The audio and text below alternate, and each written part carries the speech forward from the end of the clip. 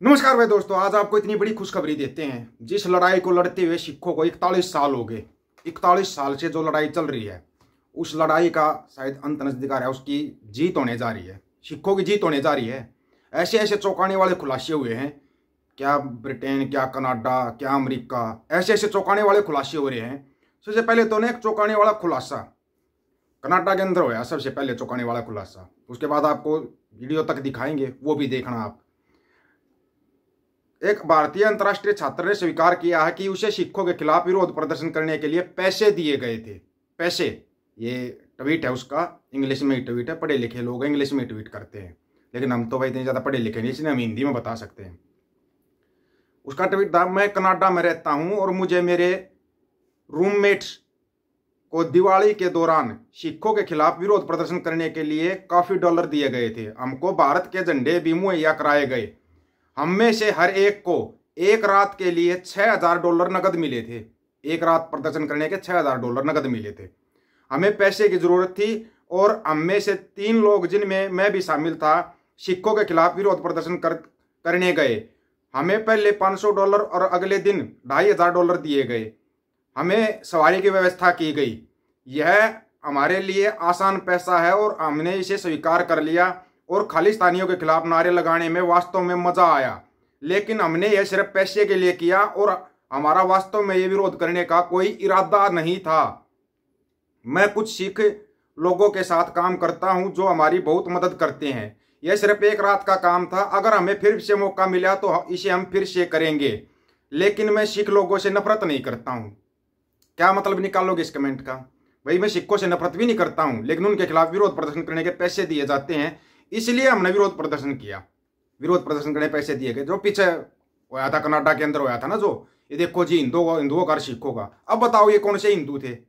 ये थे वो बिके हुए लिंडू, जिनको बोला जाता है। और ये स्वीकार भी कर रहा है कि एक रात के $6,000, एक रात के $6,000 देगा तो कोई भी जाकर एक दिन नारे लगाया होगा। लेकिन इज्जत तो गवा रहे हो अपनी। यहाँ लोगों में क्या मैसेज जा रहा है वो आप देख रहे हो। क्यों इसको भंडी प्रचार नहीं कहोगे क्या? ये सिखों के खिलाफ भंडी प्रचार नहीं है। एक बात और बोली जाती है, नेवर फॉरगेट 1984। और आप सोच रहे हो सिखों की आवाज यहीं तक है? सिखों की आवाज तो ना उन जो विदेशों में, जो अमेरिका, कनाडा, ऑस्ट्रेलिया, ब्रिटेन, वहां तक की संसदों के अंदर बातें उठती हैं सिखों की। वहां की संसदों के अंदर सिखों के बारे में बातें उठती हैं। आप लोग बस एक रात के $6,000 दोबारा फिर दिए जाएंगे तो हम फिर चले जाएंगे विरोध प्रदर्शन करने के लिए। ये कौन सा मतलब है? ये कौन सा मतलब है? कोई इसका मतलब तो समझा दो हमारे को भाई। इसका तो ये मतलब निकलता है, बताओ इसका क्या मतलब निकलता है? कोई भी मतलब नहीं निकलता हमारी तरफ से। तो इसका मतलब शैम होनी है, बेशर्म इंसान हो तुम। अगर तुम पैसे के लिए अपना जमीर बेचकर तुम किसी दूसरे धर्म का भंडी प्रचार कर रहे हो तो क्या क्या कहोगे इसके बारे में? यहां नहीं होता ऐसा कहीं पर भी, लेकिन यहां पर भी जहां पे करवाना होता वहीं पर पैसे दे देते हैं। अब ये पैसे कौन दे रहा है? ये नफरत के बीज कौन बो रहा है? इसका ना सारा खुलासा होने जा रहा है। अगर आपको ना पता हो तो इसका एक एक पोल पट्टी फटेगी इसकी, और ऐसी फटेगी जिस दिन फटने लगी ना तुम्हारी भी समझ में नहीं आएगा कि ये क्या होया। फिर है ना, तुम कहीं मुंह दिखाने के लायक नहीं रहोगे। जिस दिन वो खबर आ जाएगी ना अमेरिका से, उस दिन फिर तुम कहीं मुंह दिखाने लायक नहीं बचोगे।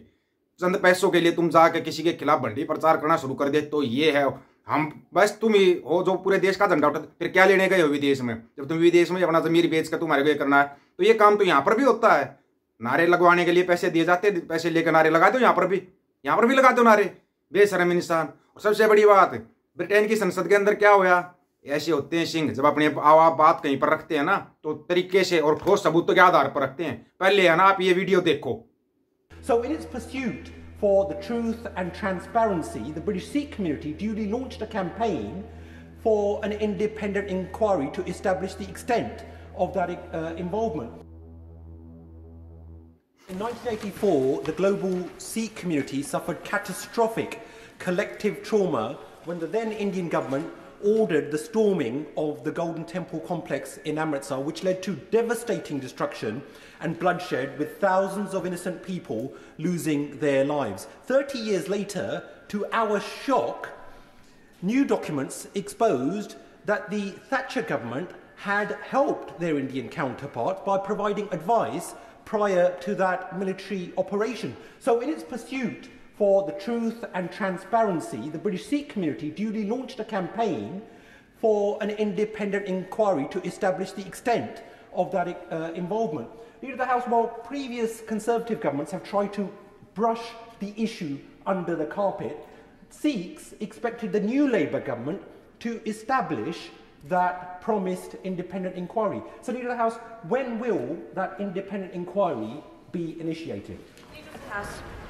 Well, can I thank my honourable friend for raising this matter? I know it is of great importance to the Sikh community across the UK, and he's absolutely right to raise it here today and to continue to raise it on behalf of the Sikh community and others. We do need to get to the bottom of what happened, and I will ensure that ministers responsible are in touch with him to discuss this matter further. ये होते हैं सिख, बिल्कुल संवैधानिक तरीके से संसद के अंदर अपनी बात रख रहे हैं।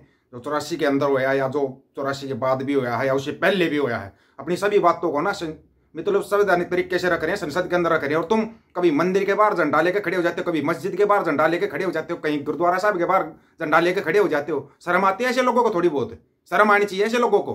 ये वो बेशर्म इंसान है जो पूरी दुनिया के अंदर नफरत का बीज बोते जा रहे हैं, और तुम्हारे बच्चे इसके अंदर फंसते जा रहे हैं। तुम यहाँ से 30, 40, 35 लाख रुपए लगाकर विदेश में जाते हो, ये झंडे तो फिर यहाँ उठा लो। यहाँ भी तो ये झंडे ही उठवा रहे हैं, यहाँ पर कौन सी नौकरियां दे रहे हैं? और जब तुम्हारे को वहां से निकाला जाता है फिर तुम रोते हो, फिर तुम बोलते हो जो कहोगे वही करेंगे।